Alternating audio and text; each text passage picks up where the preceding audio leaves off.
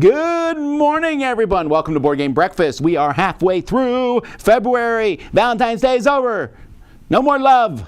Oh, maybe that's not how that works. But welcome to our weekly show. We do it twice a week, actually, if you're just watching on Mondays. Don't forget, we also do this on Thursdays, where we talk about board game news and more. But hey, folks, we need to start things off with a contest. Our sponsor for Board Game Breakfast is Pandasaurus Games. You'll notice a few of their games behind me here, but one, Umbra Via, here with vines all over the cover. Discover the secrets of Umbra Via. It's coming out March 17th. This winner of the 2019 Cardboard Edison Award combines bidding, tile placement, and area control. So that's kind of neat. Looking forward to this. We have not played it yet, but we will be playing it. Likely we'll be playing it live here on the show in the future. But you said shut up about that, Vasel. How do I enter this contest?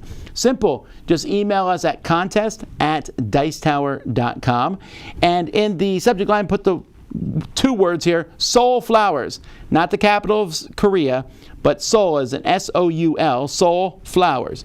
And then in the description, you need to answer the question, what award did Umbra Via win? And also give us your address. This is for people in USA, Canada, and Australia. And we got 3 copies. You can find out who won. You have a week to enter. You can find out who won at dicetower.com/awards. Speaking of dicetower.com/contest, not awards. Sorry, awards, you didn't win anything. Speaking of the website, we're in the process of still working on that. This is a long process to get the website done, but that is something we're working on. Other than that, hey, we're full blast into winter. Lots of people are cold all over the place, so we'll try to warm you up, drink some hot chocolate. Join us for breakfast. Let's get started. Hi again, all you marble racing fans. I'm back for another update on the development of the new track system for the Dice Tower's own hit show, Chutes and Marbles. Since we talked last, the development team has come up with 2 new modular sections, so let's get them assembled and I'll show you the new features.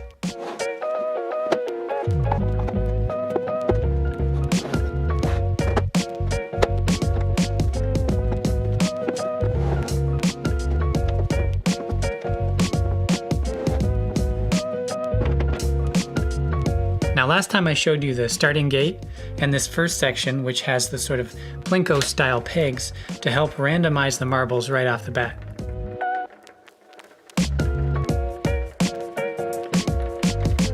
Then we get into our next section, which features this new toggle mechanism, followed by these slalom lanes.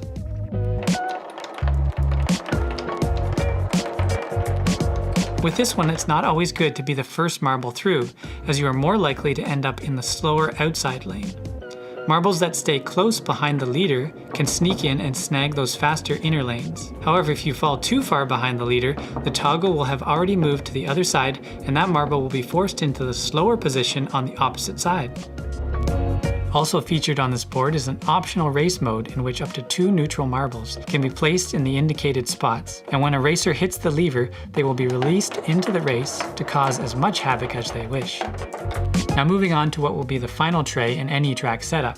This has a peg design similar to the first section, but starts the marbles closer together. As marbles travel through this section, they will be bounced around and end up on one of these final lanes. Each lane has a different average speed, with the fastest lanes on the outsides and the slowest lanes in the middle.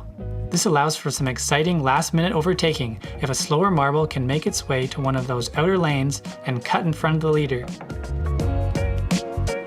Once the marbles have crossed the finish line, they proceed down this ramp while maintaining their finishing order. The whole tray can then be removed and replaced with an empty one, so the next race can be started while the previous results are still being tallied. Well, I've got to get back to work on the remaining sections. But don't forget to check out Chutes and Marbles Tuesdays right here on the Dice Tower YouTube channel. I'm David, and I'll see you next time.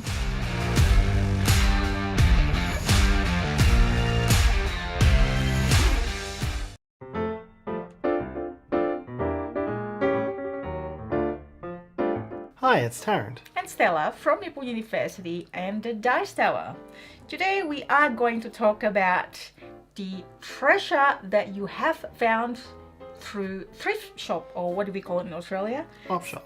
Or second-hand shop. So once, this is actually not really a thrift shop, but a second-hand board game market. we found Turn and Taxes. So this has been like a great classic game that you probably can't buy anymore, and hopefully they will do a reprint.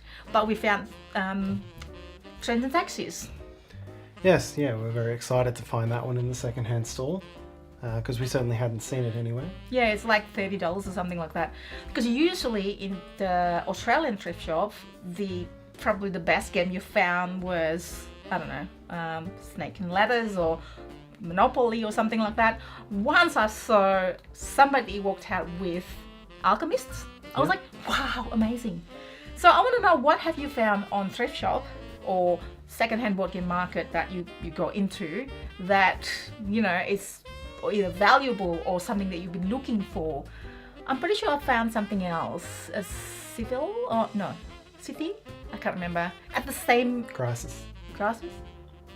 Did you find Crisis? Yeah, we found Crisis. That's right, yeah, Crisis at the same time. Because it's true. Most of the op shops, I think, it's pretty accustomed to seeing a like Gossip Girl trivia and usually like little DVD trivia games for TV series that are long forgotten.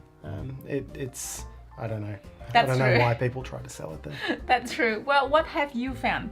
Let us know in the comment sections below. And we are from Meeple University and the Dice Tower. See you next time. Yeah. All right. Oh, I want that.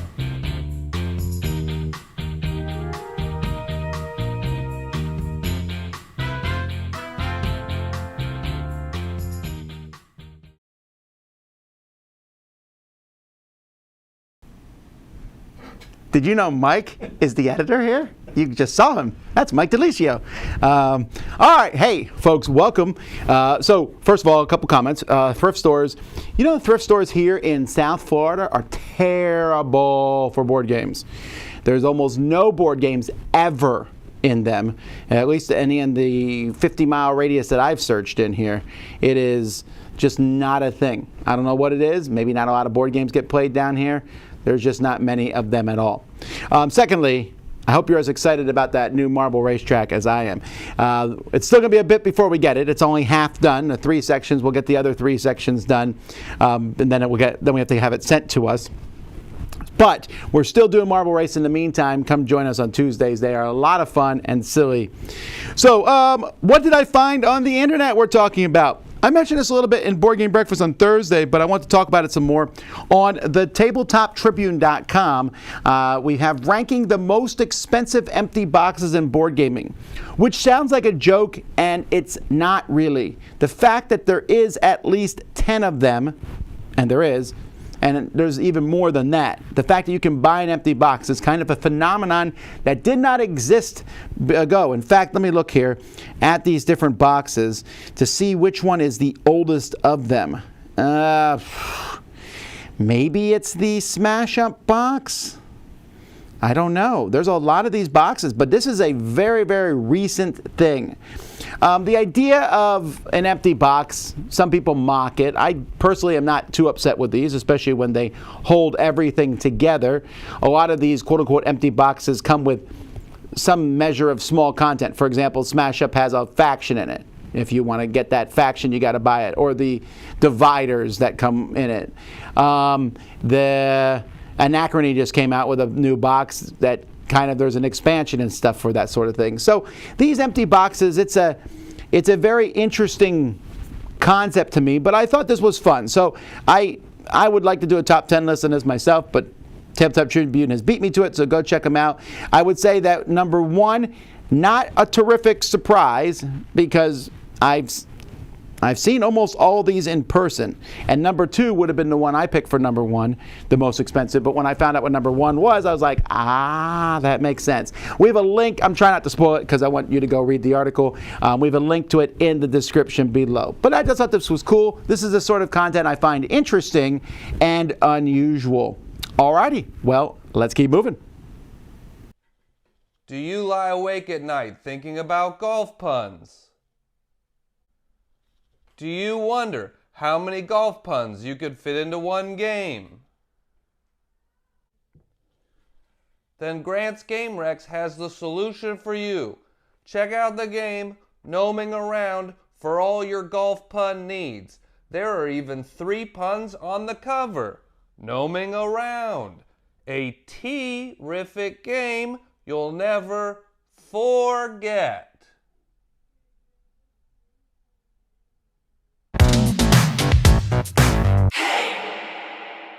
Seriously though, this game is by Grandpa Beck's Games, and if you play games with like family members that don't play a lot of games, or you want to introduce non-gamers to gaming, this company is one of the best places to start because a lot of their games feel like classic card games, but with a fun, silly twist.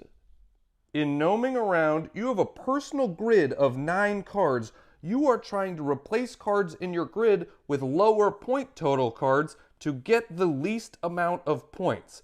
If you can get all of the same positive numbers in a column or row, they will zero out, and you play until all of your cards have been flipped over. That's a round. You play 3 rounds. Whoever has the lowest score wins, just like golf. As an added bonus, if you get Gnoming Around with one of their other new games, Nuts About Mutts, they will send it in the most adorable packaging ever. Like, look, there's a little golf club and a little tee in here. Oh, it's so cute. And yes, I'm a man that is not afraid to say things are cute, because they are.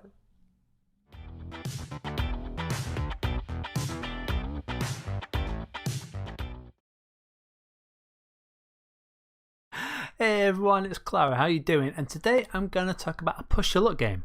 And it's a game that until recently I had absolutely zero interest in whatsoever. But then it came up on a number of the top 100 games of all times recently with Tom and the crew.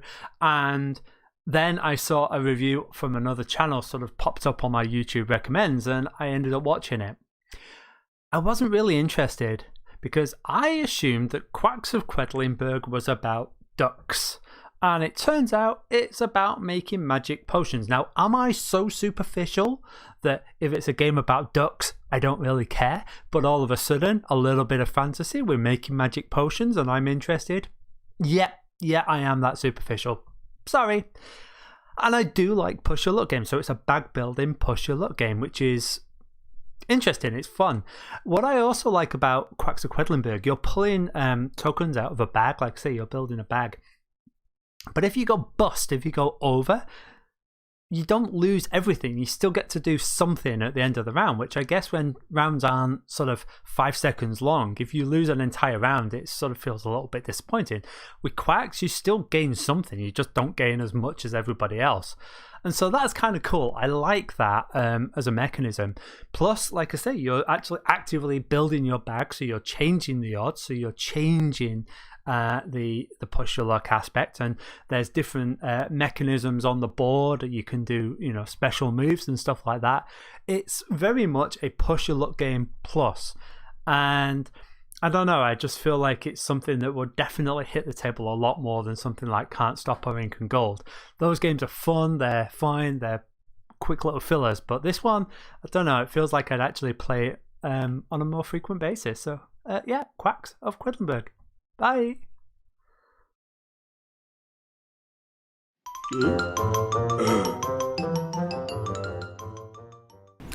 I can never tell if Grant likes the games or not that he's talking about. I don't know if I like it. I do know there's a pun limit, I think, to things. Okay, so what's coming from the Dice Tower this week? Well, I will be doing a solo top 10 list later this week of my top 10 dice placement games, as I alluded to when we did our worker placement games last week. I'll be reviewing several games, Dwerger, the new Funkoverse stuff, Gods Love Dinosaurs, the DoorDash board game, Escape from Wormwood. My kids and I will be taking a look at Unlock. We're going to do a 4 Squares. We're going to do 2 4 Squares reviews this week. One we'll announce when it comes. The other is going to be Maglev Metro. And there's other things that are happening this week too. So if you missed it, last Tuesday I started a new series where we I took a look at 5 more great games, and I had a special guest with me. Same thing will be happening tomorrow live. So it's just a short video, but come and join us as we look at my continuing games that I think are great that just missed my top 100.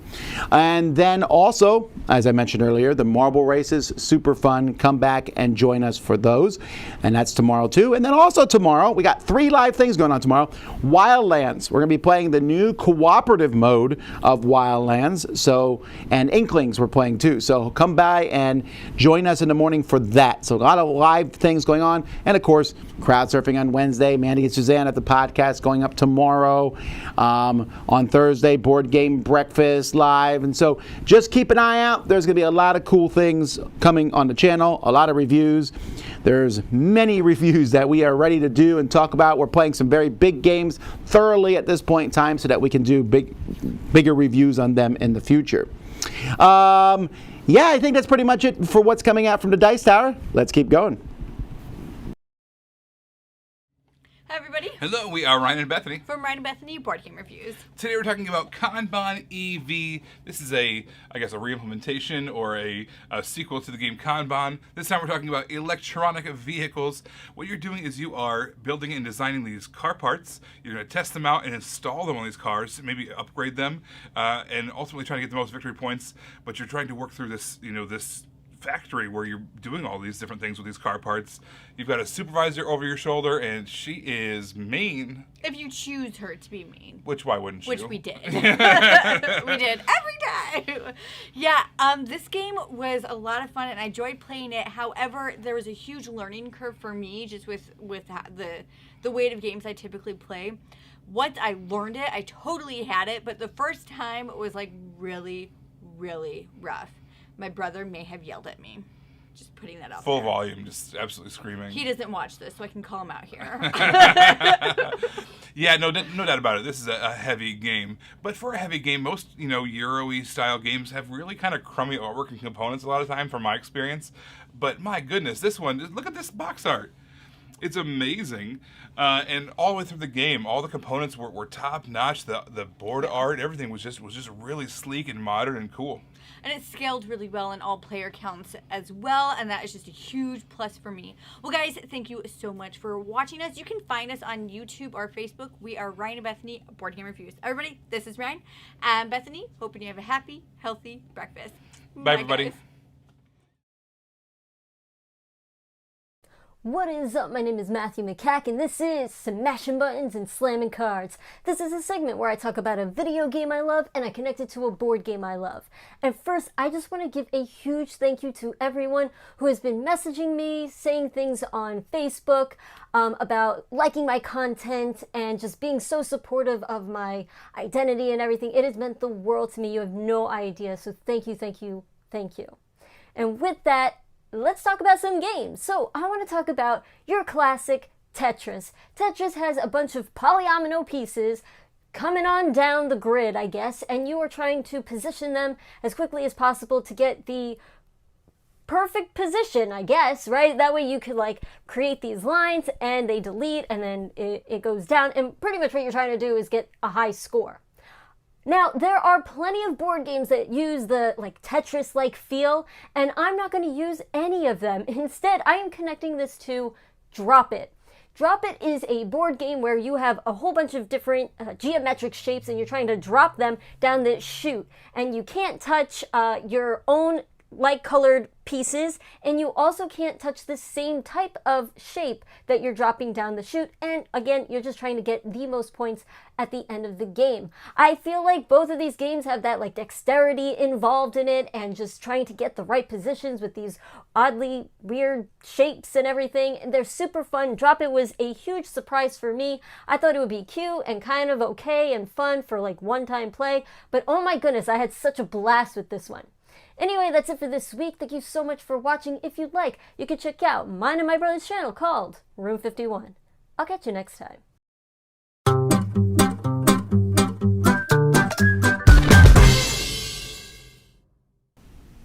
So Drop It fits on the library shelves well. Kanban, and I'll tell you this because this past Friday we went and worked in the Dice Tower library and just sorting out games and getting games to send to Dice Tower West and things like that. And those Eagle Griffin big games, I think we have 6 of them currently. They take up a ginormous amount of space, and they're all very heavy games. I'm not talking about heavy as in the difficulty, although Kanban is there too, but just actual physical heaviness. Well, anyway.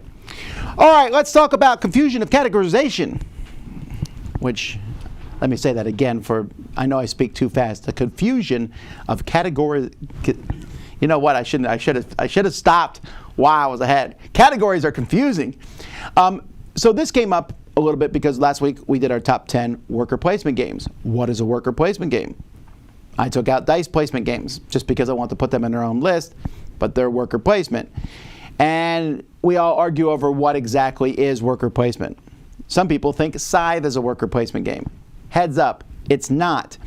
Yes, you put a piece on an action, you take that action, but no one can stop you from taking that action. You just can't take the same action twice in a row. Now I say that, and I firmly believe it, but also I don't care that strongly about it. You know, if you think Scythe is a worker placement game, I disagree with you, but it is the most minor of disagreements. It is the silliness of it, because right now, what are categorizations of board games? We do it because it's fun. We put games in categories, and I remember, way back on the Dice Tower, we did the definitive list of 41, I think it was 41 categories of board games. How would you even do that now? Every year, I know there's a problem because every year we do the Dice Tower Awards, we do our best party game, and every year there's games people say that's not a party game. How do I know what's a party game or what's not? Is this social deduction? Is it hidden movement? And the problem is these games all bleed into each other. So the two biggest categories, the two biggest groupings of categories for the past 15 years or so has been Ameritrash and Euro games. You'll hear those terms thrown around a lot. And Euro games are games where you're trying to get points. And Ameritrash is a game where you are like fighting on a map maybe. But the fact is that so many games are such mixes. There's such meldings of these other games, and you can say one game's another. I'll say this game's a Euro game, and someone goes, what does that even mean? And I'm like, what's a card game? This one drives me crazy, you know, because there are different awards that give out best card game, and some it's like, well, there were cards in the box, but does that make something a card game? Does a game have to be only cards? And even if it is only cards, if there's cards all over the table and it's like Dominion, is that technically a card game at this point? If there's one other piece for the game. And so I've just learned to stop worrying and accept the categorization. It's not that big of a deal. It definitely is one that people are going to argue to until the end of the internet over whether a game fits in a category or not. And we're going to do that too because it's fun. When we do a top 10 list, we pick a category and then we like to argue over the other person put a game in that category that didn't make sense. But those arguments are always good-natured and always fun and always just silliness to some degree because it doesn't matter. Yes, there are some things that you could say are obviously wrong. Axis and Allies is not a party game. The Settlers of Catan is not a war game. You know, there's some obvious things like that, but after that, you could argue. I mean, take war games, for instance. When I first started the Dice Tower podcast, there was a huge debate on whether Memoir 44 was a war game. My argument was, it's a game. It's about war. Therefore, it's a war game. But then someone pointed out that maybe there's a card game that has a war theme to it, like War, for example. Is that a war game? No. So, then there's, anyway. So this sort of thing is going to, like I said, lead to endless arguments. I hope that it's not something that we take too seriously and get too caught up in, although it happens every single time. Every single time we do a top 10 list, there's always someone who says, I can't believe they put this game on the list and they did not put this game on the list. Garbage. But either way, it gets people talking about games, which is what I want. So categorization, that 41 definitive games, categories of games, I might do that again in the future sometime. But I just thought it was an amusing thing and was brought to my attention. And just to be clear again, Scythe is not a worker placement game. Hi, I'm Josh from the YouTube channel Josh Yaks, here to talk about another thematic game mechanism. This time around, I'm going to look at the way in which the card-driven action of the Shores of Tripoli really brings the history to life. The Shores of Tripoli is a very light, card-driven war game, and as with many war games, one of its main goals is to allow players to relive a specific point in history and to play with the variables to see how their decisions might lead to different outcomes than what actually happened. The history that this game covers is the war between the newly independent United States of America and the Barbary states of North Africa, with the events of the game playing out from 1801 to 1806. This period of early US history is not very well known, but I recently made a video on my channel where I ran through the timeline of events and related some of the amazing stories that so often make real life wilder than fiction. So how does a very rules-light game bring this fascinating theme to life? It's all done through the simple use of card-driven action. With such a system, an individual card can represent a very specific historical event. For example, the American card called General Eaton Attacks Dern references an amazing surprise attack where a group of soldiers spent 7 weeks marching more than 500 miles, or 800 kilometers, across the Libyan desert to capture Dern. On the Barbary state side, we have a card called Philadelphia Runs Aground to simulate a time when one of the U.S. warships was captured after it ran aground in the harbor of Tripoli. But then, the U.S. have Burn the Philadelphia, which is named after another astonishingly daring raid where a handful of brave U.S. Marines snuck into Tripoli's harbor to blow up the captured ship and thus prevent it from being used by the enemy. So you can see that a card-driven mechanism, as simple as it is in terms of gameplay, can really bring to life a theme, particularly if it's a historical one. I'll be making a video about my solo play experiences with the Shores of Tripoli, so keep an eye on my Josh Yaks YouTube channel if you want to see more about this particular game. And I'll see you again soon with another great thematic mechanism. Cheers!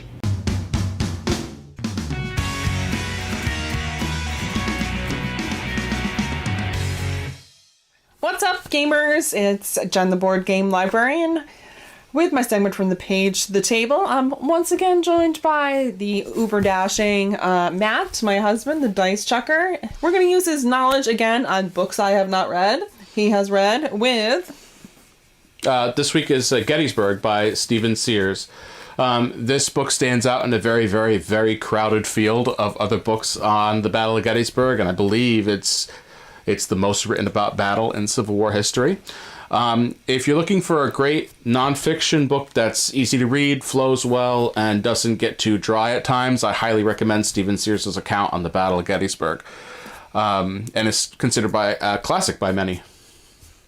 Excellent. All right. So we were sent Gettysburg Badges of Courage by Columbia Games. Matt, I love Matt's doing Trying not to get the glare. A 2-player black style war game. Mm-hmm. Done over the span of 3 days. You could certainly do all 3 days. There are scenarios throughout the game, though, that shorten the game considerably. That would have been a lot. It's got a fog of war style combat. So you can see your units, but your opponent cannot. And it has a really neat mechanism for combat and how everything has to be within range of commanders, and there are certain commanders that can command other things that... I really liked the map on this one. I kept saying to Matt, the map is very appealing on this. It's very easy to understand. Yes. It is, when you have your forest spaces, it's fairly understandable. When you have ridges and hills. So another war game book and game pairing for you folks this week on Board Game Breakfast. All right. Well, that's all. Happy breakfast. We'll see you later.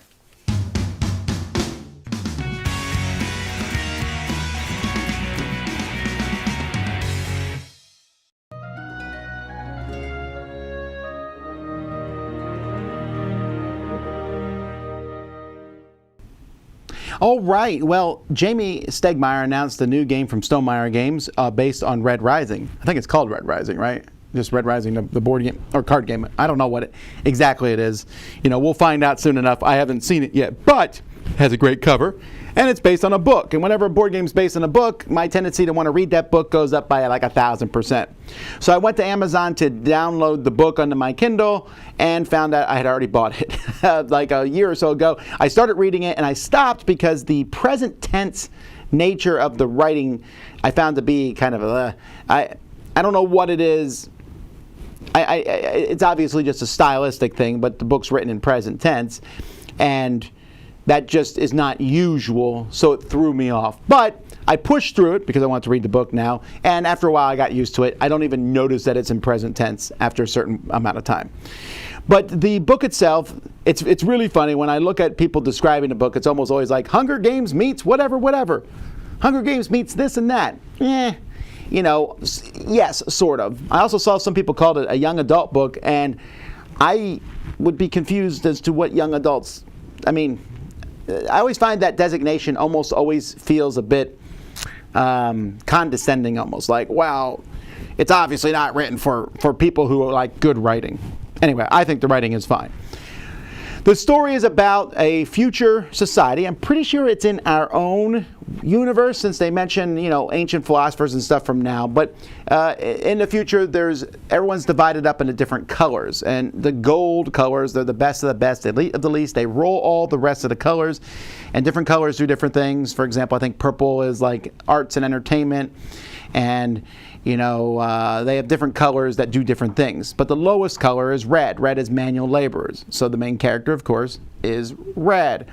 And he, this is not really a spoiler, but he goes through some pretty traumatic events in the beginning so that he is going to seek revenge on the Golds, like any classic book/movie of this type.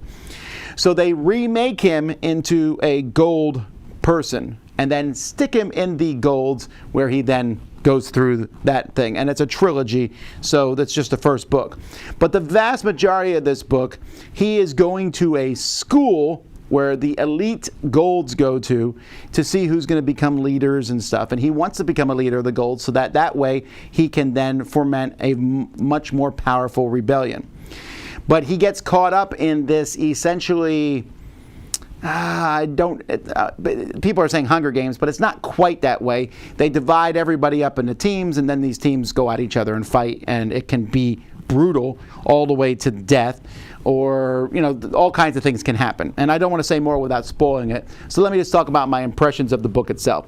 It has really good characters. I really enjoy the characters, and one of the things I like about the characters in this book, and he mentioned it in an interview, the author, was that he doesn't describe them much physically. Yes, if someone's gigantic, he'll mention this person's 7 foot.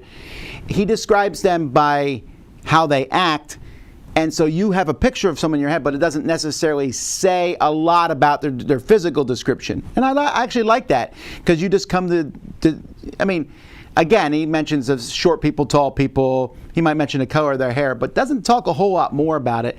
And I found that to be fascinating. And the characters are really three-dimensional. Even the most villainous of characters. There's some characters that are very, very villainous. But some of the characters that you think are really villainous, he shows a human side to them, and he doesn't make the human character always make the right decisions. The character is an unreliable narrator anyway, but beyond that, makes a lot of mistakes, as you'll see throughout the book. Now, the book is super brutal. It is Game of Thrones-ish brutal to some degree, but at least the main hero is still alive at the end, because there is a book too. But not all the characters are going to make it through, and you might grow attached to a character and find out that they don't make it, and that's going to happen. But a lot of characters do make it through, and I think that they have really good arcs. And the actual war games in the classroom setting and stuff in the school, I found to be really neat. It was really interesting to see the ups and downs. It had those great moments where, the movie moments where the bad guy looks like they're winning and the good guy goes, but did you think about this? And then everything turns on a dime. I love that sort of thing. But they also have those moments the opposite way, where the good guy's about to do something and the bad guy says, this is happening to you. Now, I've actually read the book twice now. I read the book once, it was good. I went and read book 2, and as soon as I was done reading book 2, I went back and read book 1, because I wanted to see if I just like doing this. I wanted to see if some of the stuff in book 2 had been kind of hinted towards in book 1, and they did. It's a really good foreshadowing. Things that were casually mentioned in book 1 came to fruition in book 2. Book 2 ends on a very strong cliffhanger, Empire Strikes Back style. And so I've just started reading book 3, and so I'm excited to finish this trilogy. And I know there's more books in the series after the 3 books, but I do know that the first 3 are fairly self-contained trilogy. Anyway, it's very cool. Like I said, the biggest thing is it's kind of brutal. There's a lot of, people are not nice to each other in this at all. Sometimes you're not even going to agree with what the main hero does. He has like his main end goal, but he'll do a lot that you might not agree with to get to that point. But I will say that it has a flashbang ending. It's pretty good, and it hooked me to read the rest of it. And I suspect once I'm done with the trilogy, I'll continue reading. I think he has up to book 5 or 6 at this point. I'll continue reading the rest of those in the series. So a lot of fun. Does it make me look forward more to the game? Yes, sort of, except I very rarely find a game emulates a book that strongly, right? From Game of Thrones to the different books, the Reckoners and things, they reference the books, but they're usually, the game is going to live and stand on its own. But at least now I know the reference material. So if you're looking for a fun sci-fi style book to read, I would recommend Red Rising. It was a lot of fun.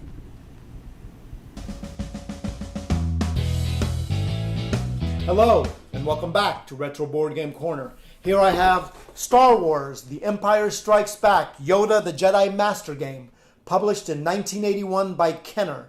This is a 2 to 4 player game in which you're racing to become a Jedi Master. Show you and let me set this up, I will. This is what the game board will look like set up. Everybody's going to pick a different color Luke Skywalker pawn, and it's going to start off of the board. On every turn, you're going to go ahead and spin the spinner. Now, to begin the game, it needs to land here on the Enter the Dagobah system. Once you have done that, you can go ahead and move your pawn to the start space and then start moving along the path. After you put your pawn on Enter the Dagobah system, you go ahead and draw 2 Jedi cards. The Jedi cards are broken into 2 categories. Jedi Merit cards, which will be used for the end of the game, and cards that instruct you to do something. You just do whatever it says on the card and discard it to the bottom of the pile. On every turn, you'll go ahead and spin the spinner and move that many spaces along the path. If you land here on a green Yoda space, you'll go ahead and draw a Yoda card and do whatever it says. If you land here on a yellow space, you'll draw a Jedi card, and if it's a Jedi Merit card, you'll put it in your hand.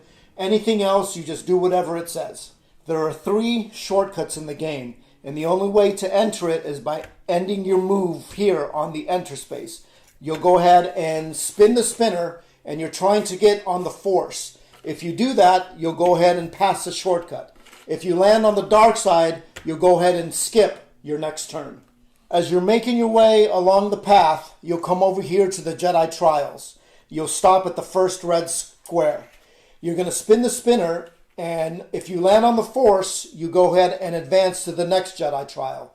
Again, spinning the spinner and seeing if you land on the Force. And anytime if you land on the dark side, you'll go back to the beginning of the Jedi Trials and lose a Jedi Merit card. Your turn is then over. After you have completed all 4 of the Jedi Trials and have a minimum of 5 Jedi Merit cards, you can go ahead and enter the Jedi Knight Circle. At any time, if you drop below the 5 Jedi Merits, you have to come back to the beginning of the Jedi Trials. Now, what you're trying to do to end the game is you're trying to land on one of these colored squares. If you can do that first, you've become a Jedi Master. The Empire Strikes Back was the highest grossing movie of 1980, and 9-year-old me was sitting there front and center. Well, more like front and to the left, because the theater was so packed. According to some people, The Empire Strikes Back is the best movie in the saga. Well, that's all the time I have for now. If you have a comment below, or you can tweet at me at Retro Board Gamer. And as always, may your rolls be high.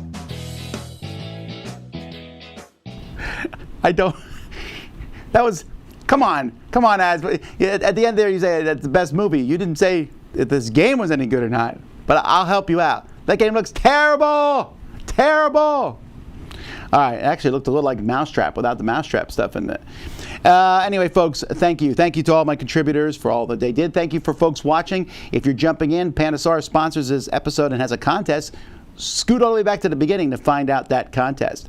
We got news coming. I got some exciting things to talk about in the future and some non-exciting things, but news is coming your way, but keep an eye out for that.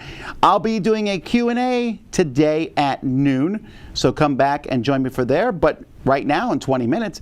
Z is going to be playing online, an app at 10 o'clock. I believe he's playing Castles of Burgundy, if I saw correctly, or something like that. If not, he's playing something. Come join us for that.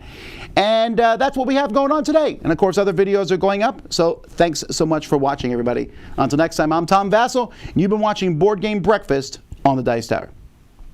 Thanks for watching Board Game Breakfast. Tune in each week for your daily dose of gaming goodness with Tom Vasel and all the gang.